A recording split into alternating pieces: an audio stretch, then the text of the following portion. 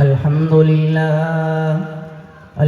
لله نحمده ونستعينه ونستغفره ونؤمن به ونتوكل عليه ونعوذ بالله من شرور أنفسنا ومن سيئات أعمالنا من يهده الله فلا مضل له ومن يضلله فلا هادي له ونشهد أن لا إله إلا الله وحده لا شريك له ونشهد أن سيدنا وسندنا ونبينا وشفيعنا ومولانا محمدا عبده ورسوله أما بعد فأعوذ بالله من الشيطان الرجيم بسم الله الرحمن الرحيم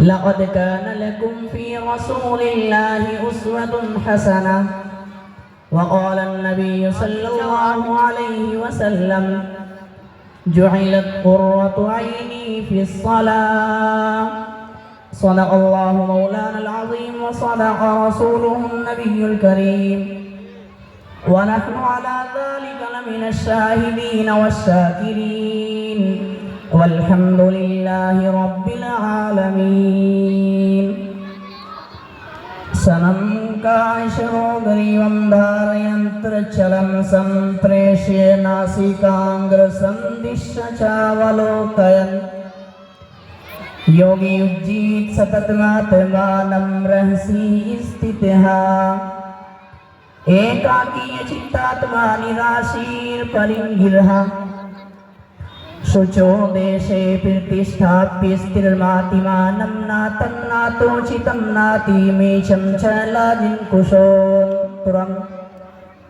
तत्र कंगरं मनः गिरत्तवाय चिन्ताप्तेन्द्रिया किल्या उपविश्यासनेश अवजानन्ति मामोढा मानुषीतमुमाशितं परं भावं जानन्तो मम्भूतमहेश्वरम्। मेरे भाइयों मोहतरम बुजुर्गों और दोस्तों,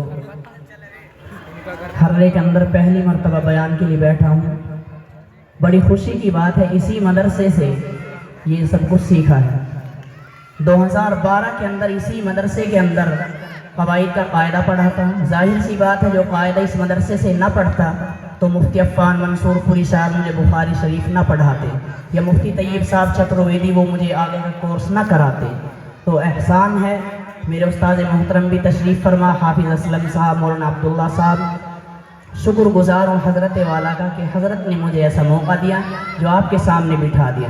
अल्लाह ताला आपको भी जज़ाए खैर अता फरमाए।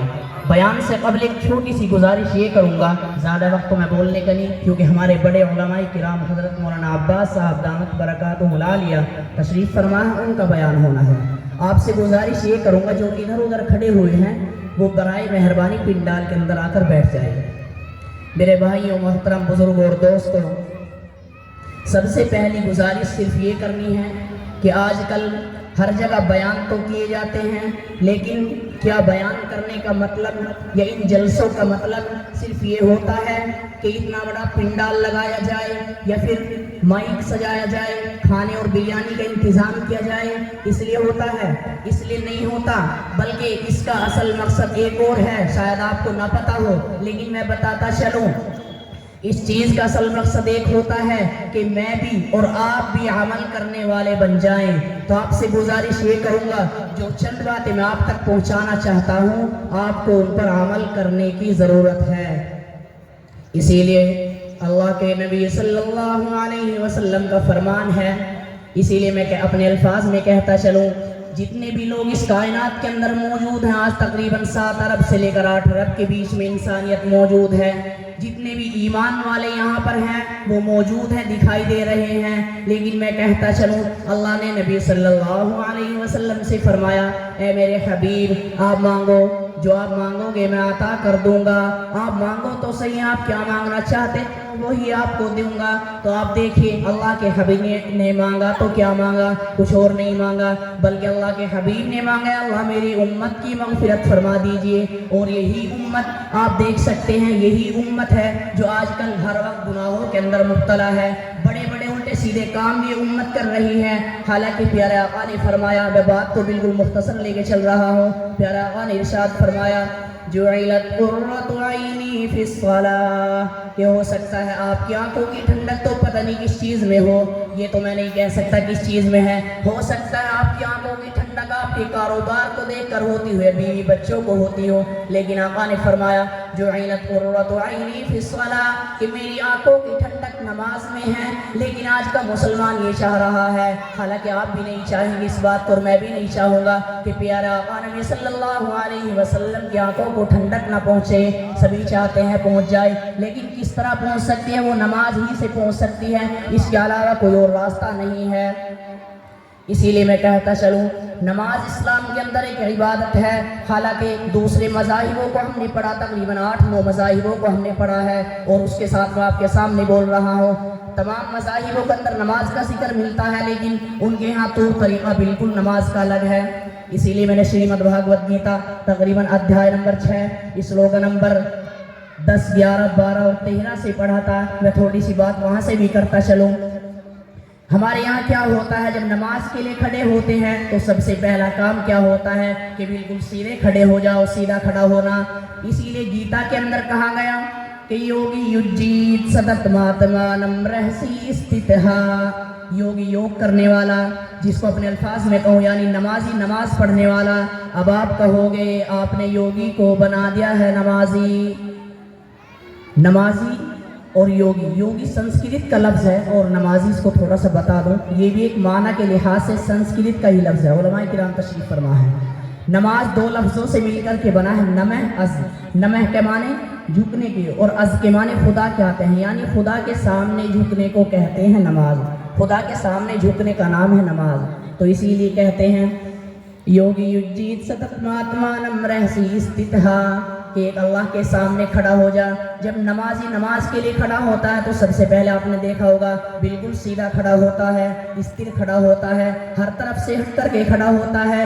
اسی کو کہتے ہیں کہ بالکل سیدھا کھڑا ہو جاؤ. اس کے اندر دوسری چیز یہ آتی ہے کہ یوگی یجی سدتماتمانم رہسی استتھا ایکاکی چتاتما نراشیر پرنگرہا، یعنی اپنی ایک آتما کو، اپنے من کو اللہ کی طرف لگا لے، اپنے ایک من کو بالکل اللہ کی طرف لگا لے. یعنی نماز پڑھتے ٹائم میں، نماز پڑھتے وقت میں دل کے اندر اللہ کا خیال آنا چاہیے، کسی اور کا خیال نہیں آنا چاہیے. اسی کو گروڑ پراٹ پر 1 نمبر 37 کے اندر کہا گیا کہ نا کاشتے ونتے تے وہ نا پاشاڑے نا مرنمے بھاوے ہی ونتے تے وستسماد بھاوو ہی کارڈم، کہ میں کسی چیز میں نہیں سما سکتا ہوں، کسی چیز میں نہیں آ سکتا، بلکہ جب تم عبادت کرو گے، اللہ کی عبادت کرو گے، اللہ کو پوجو گے تو اللہ تعالیٰ آپ کے من میں سما جائے گا. اسی کو حدیث کے اندر کہا گیا، مشکات شریف کی حدیث ہے کہ ان تعبد اللہ کأنک ترا فإن لم تکن ترا فإنہ یرا، کہ اللہ کی عبادت ایسے کرو کہ گویا کہ تم اللہ کو دیکھ رہے ہو.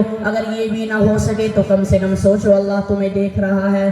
جب ذہن کے اندر اللہ کو دیکھنے کا خیال آئے گا تو نہ نماز کے اندر، نہ نماز سے باہر کبھی گناہوں کی طرف قدم نہ بڑھایا جائے گا، نہ کوئی بڑھا سکتا ہے.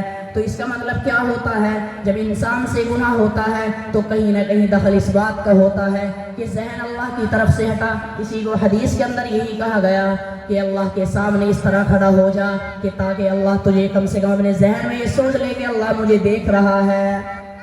اسی لیے گیتا تو اسی بات کو کہتی ہے نراشیر پریگرہا، کہ ایک مالک کی طرف کو نراش ہو جاؤ اور اپنی آتما کو پرماتما سے ملا لے، یعنی اپنے من کو، اپنے ذہن و دماغ کو اللہ کی طرف لگا لے. اللہ کی طرف مکمل ذہن ہونا چاہیے، تبھی نماز ہو سکتی ہے. اور دوسری چیز، آگے بڑھتے چلے جائیے، بات چھوٹی کرنی ہے، ان شارٹ بیان کر رہا ہوں، لوگ نہیں کر رہا. آگے بڑھتے چلے جائیے. سب سے پہلے کیا ہوتا ہے؟ سیدھے کھڑے ہو گئے اور نیت باندھ، اللہ اکبر کہہ کر نیت باندھ لی. اب اس کے اندر سورہ فاتحہ پڑھنا چاہیے، سورہ فاتحہ پڑھ سکتے ہیں کہ الحمدللہ رب العالمین. اور پھر ایسے کی تو اللہ تعالیٰ کی تمام تعریفیں اللہ تعالیٰ کے لیے جو تمام جہانوں کا پالنہار ہے. اسی کو ویدوں کے اندر کہا گیا کہ مہی دیوسیہ سویتا پرستتی، یہ ساری استتی اور تعریفات اسے ایک اللہ کے لیے ہے جو پوری دنیا کا اور پورے جہانوں کا پالنہار ہے. اسی کو قرآن میں کہا گیا الرحمن الرحیم کے رحم کرنے والا خصوصی طور پر اور عمومی طور پر اسی کو ویدوں کے اندر کہا گیا۔ وسر دیاوان کہ وہی دیا کرنے والا، وہی کرپا کرنے والا ایک اللہ ہے۔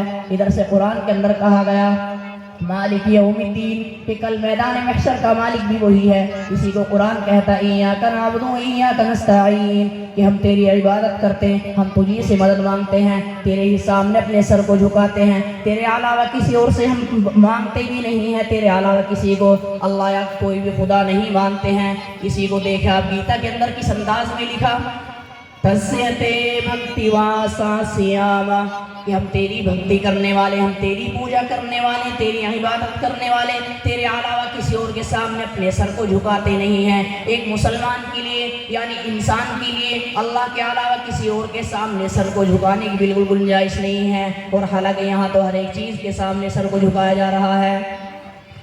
اسی کو آپ دیکھتے چلے جائیے، سورہ فاتحہ پوری پڑھ لیجئے، بات لمبی ہو جائے گی اگر پوری بات بتاؤں گا۔ آگے دیکھیے سورہ اخلاص پڑھ لیجئے، ادھر سے اللہ کا قرآن کہتا قل هو اللہ احد کہ وہ نبی صلی اللہ علیہ وسلم ساری کائنات کے انسانوں سے کہہ دو اللہ ایک ہے۔ اسی کو برہم ستر ویدوں کے اندر کہا گیا ایکم بنم وتیہ ناستے نہرا ناستے کنچن ایکم ایوم ادتیم کہ وہ ایک ہی خدا ہے، اس کے علاوہ نہیں ہو سکتا، ذرہ برابر بالکل نہیں ہو سکتا ہے۔ ادھر سے دیکھیے آگے اسی کو دیکھیے اشارہ تھوڑا شارٹ کر لیتا ہوں، پھر کبھی انشاءاللہ سناؤں گا۔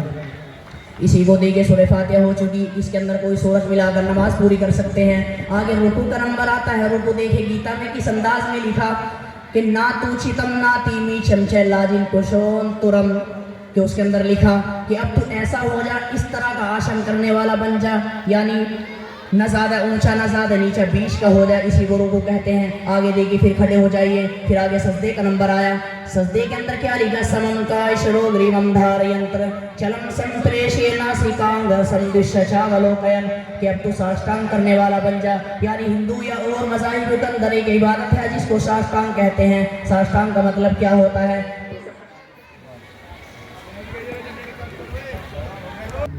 بات کو جلدی پوری کرتا ہوں انشاءاللہ، مہمان کرام موجود ہیں۔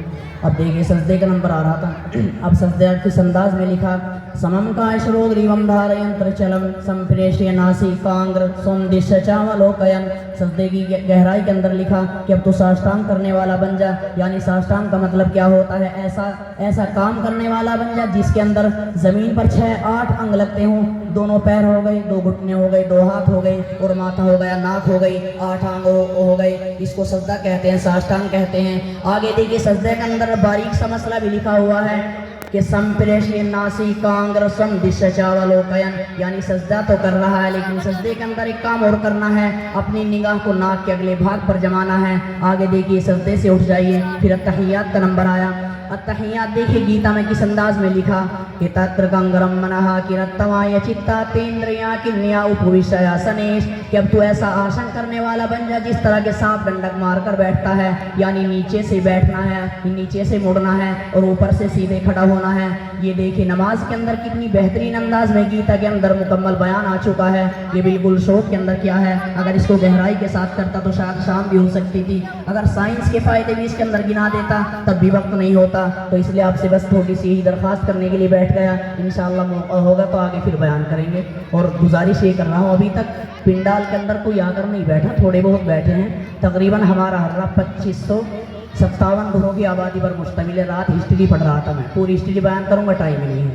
2557 گھروں کی آبادی پر مشتمل ہے اور 18,451 کی آبادی ہے، تو اس لیے اللہ تعالیٰ مجھے بھی اور آپ کو بھی عمل کی توفیق عطا فرمائے۔ وما علینا الا البلاغ۔